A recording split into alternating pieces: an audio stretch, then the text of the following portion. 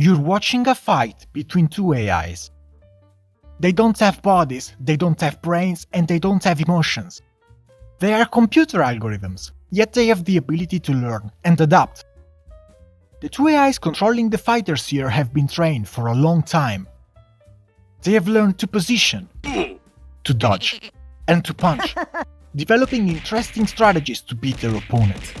We'll be back to the final match soon. Now relax and follow the journey through their learning path, where you'll witness the fascinating adaptation of an AI to an AI.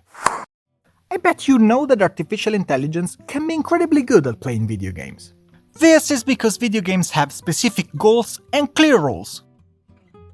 When an AI plays, it controls an agent inside the game environment.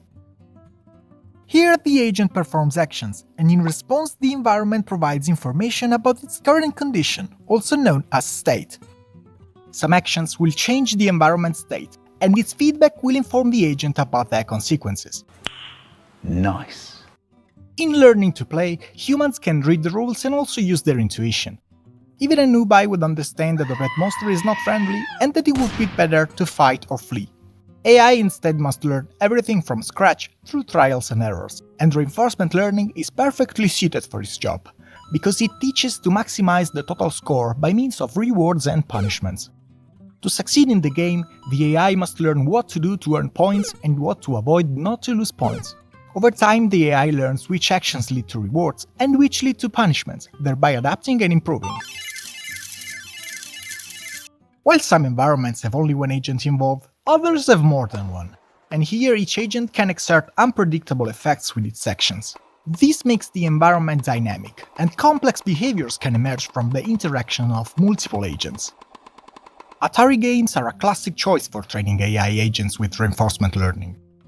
Some of these offer multi-agent environments, such as boxing. This is one of the first games developed by Activision, which you may have heard of from a slightly known first-person shooter. What was its name again? Anyway. Activision has been the first independent console video game developer, and in 1980 released some games for Atari 2600, among which was boxing. Here the fighters face off until they score 100 points, or the 2-minute round ends. It's 1 point for a long jab and 2 for close power punches. This game offers a fairly simple environment for reinforcement learning. You get a reward for scoring a punch, and you get a punishment if you get it. It's as simple as that, and with 2 boxers in the ring, we have a multi-agent system to play with. I could have played myself, but I have better things to do than play video games all day, like watching AI do it instead. So let's start. I plug in 2 joysticks, power on the console and call my AIs to come and play.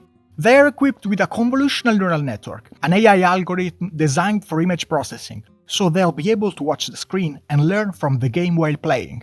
Now that everything is set up, we can begin this exciting experiment in the field of multi-agent, deep reinforcement learning. The aim is to observe which strategies will emerge in the adaptation dynamics of each agent as they compete. It will be fascinating to see how they'll adapt to their opponent's behavior. You've seen him before, but let me introduce you to Mike, who will control the white boxer. Let's give him a nice cap to be fancier. We'll go gentle with him and let him do a little warm-up. As you can see, nobody is controlling player 2's joystick, hence the black boxer will stand still. Mike's movements are completely random, because he has to learn how to earn rewards.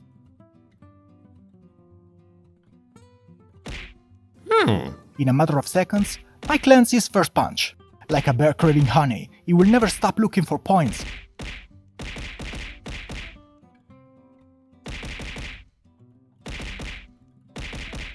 After just 2.5 minutes of training, we see a very good performance. He wins all of the matches he plays in less than 90 seconds by scoring some good combos.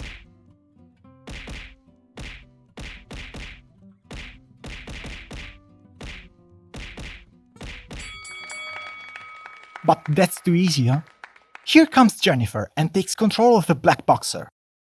To better understand how Jennifer will adapt to the environment where Mike has already learned a fighting strategy, we will temporarily unplug his learning module. By this way, we'll see Mike's fighting strategy in action, although he will not be able to learn anything new, and thus he won't alter his style. This means that Mike will stick to the previously learned strategy, which will not change while Jennifer finds a way to adapt to his behavior. Jennifer starts moving randomly, and she is evilly punished for her bad positioning. Hey, don't you think it'd be better to move out of that corner? After 8 hours of training, her performance improved to the point that she didn't lose any rounds anymore. This happened in a surprising way.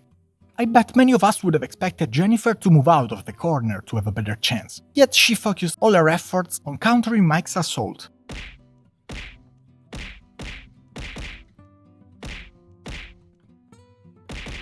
Despite this improvement, it's not until 8 hours later that Jennifer takes a big lead over Mike, fully dominating his strategy. This astounding progress has been achieved without changing position in the ring, but by refining the fighting style. She takes advantage of the bottom right corner to stay defensive, then takes a sidestep and strikes at the right time.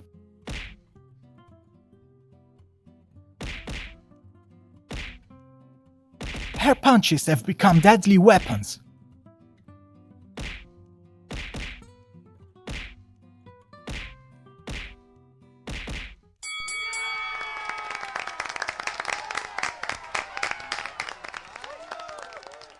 Up to this point, we have seen what we could have expected, with no big surprises.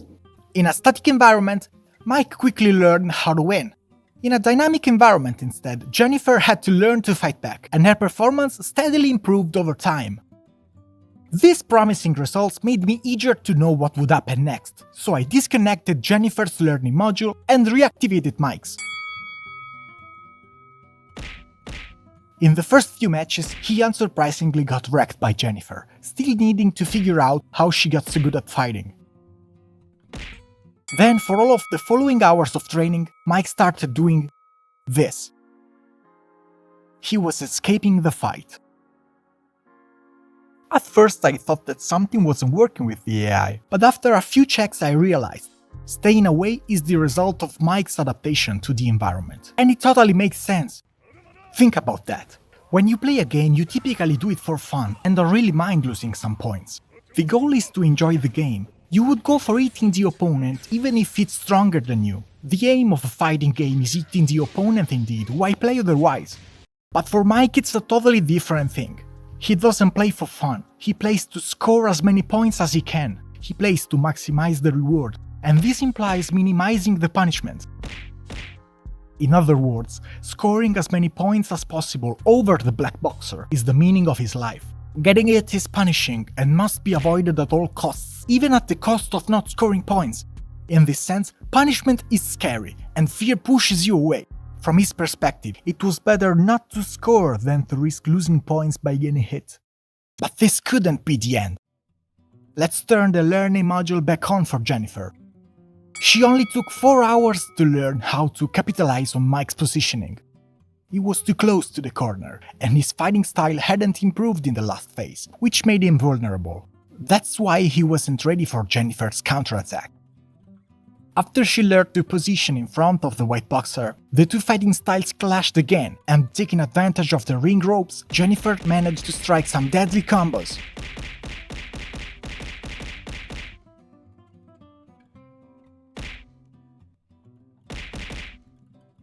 Her superiority here is unmistakable.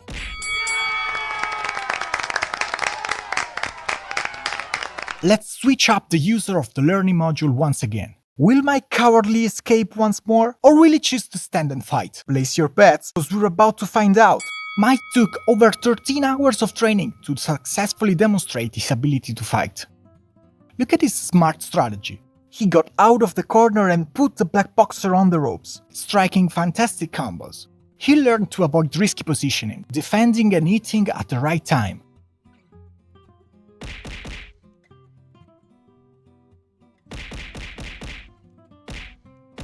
He may not be the greatest of all, as his strategy is slightly unstable, yet he wins all of the matches he plays.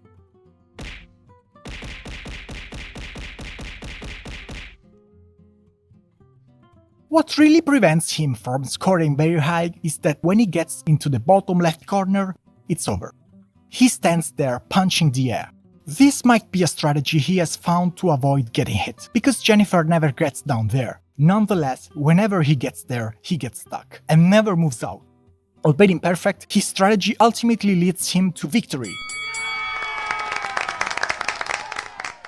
Our AI players have come a long way so far. We might ask ourselves, will they continue to grow stronger than their opponent phase after phase?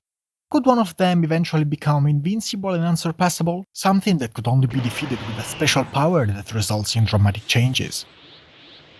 In less than 1 hour of training, Jennifer adjusts their positioning and style to beat Mike. Here she finally demonstrates that good positioning is extremely important to win the fight. She literally traps Mike at the corner, not allowing him to get out as he did before.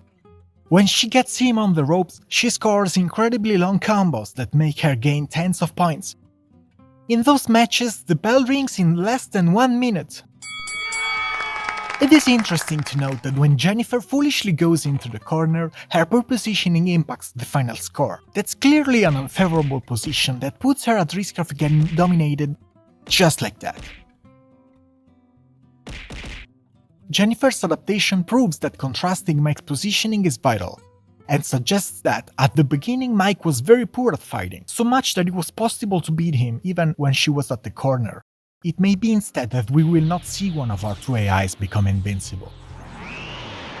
As a matter of fact, we are training two agents with the same brain in the same game. In this competitive environment, everything that gives rewards to one of them also gives punishments to the other, and when you add the gains and losses, they always equal 0. And that's why it's called a zero-sum game. As the training progresses and the players refine their strategy, you can expect them to develop equal ability to fight, finally having high chances of ending in a tie. This is what I began to observe here. In 11 hours of training, Mike made no decisive improvement, and both players clearly started to show a cautious approach. The AIs now avoid the highly risky areas and prefer keeping their distance, showing a preference for defense.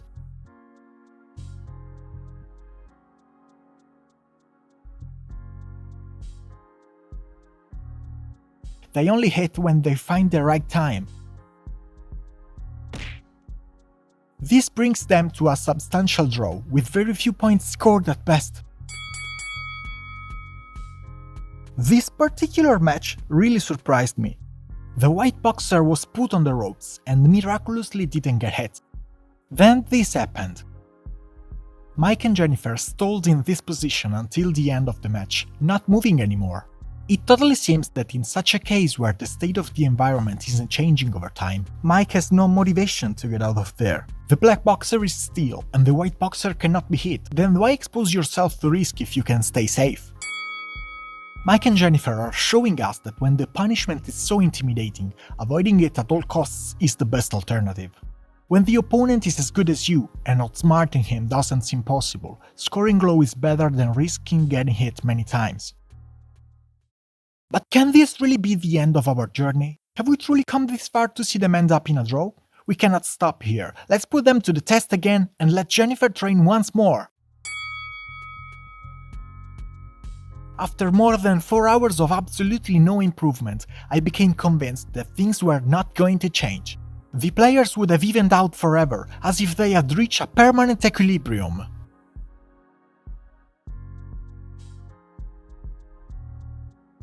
The AIs now exploit the whole ring for movement, no longer confining themselves to a corner as they initially did.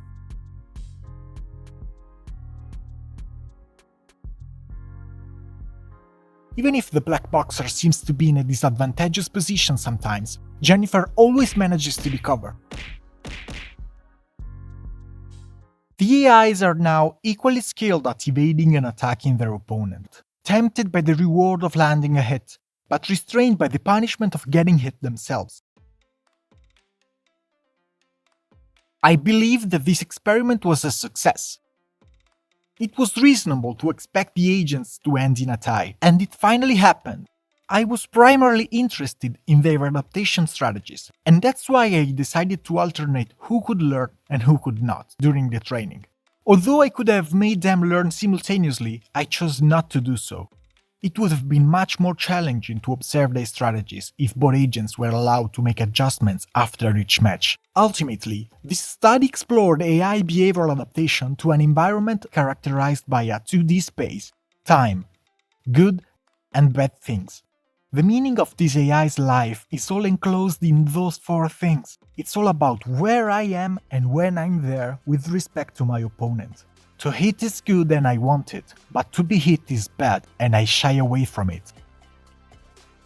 Observing and interpreting the behavior of these AIs has been both puzzling and fascinating. We have finally learned that unexpected things can happen in a dynamic environment. I hope you enjoyed this story. If so, give it a thumbs up and feel free to post your questions in the comments below. Consider subscribing to the channel so as not to miss other videos like this. Thanks for watching, I'll see you in the next one.